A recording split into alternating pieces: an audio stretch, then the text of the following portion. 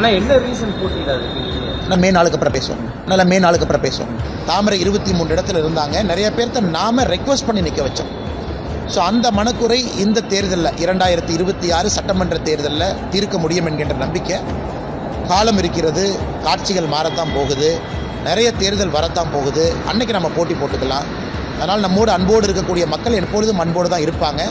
ஆனால் இந்த தேர்தல் நம்ம சண்டை என்பது தமிழ்நாடு முழுவதும் போகணும். திராவிட முன்னேற்ற கழகத்தினுடைய தவறுகள் எடுத்து சொல்லணும்.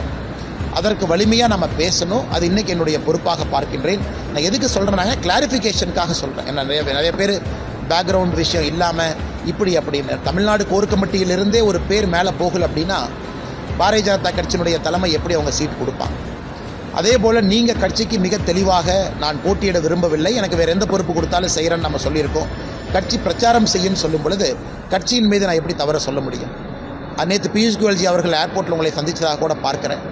ஸோ நம்ம கோரிக்கையை ஏற்றுக்கிட்டு கட்சி செவிசாய்த்து அந்த மரியாதை கொடுத்ததற்காக நான் நன்றி அந்த நேரத்தில் தெரிவித்து கடமைப்பட்டிருக்கிறேன்.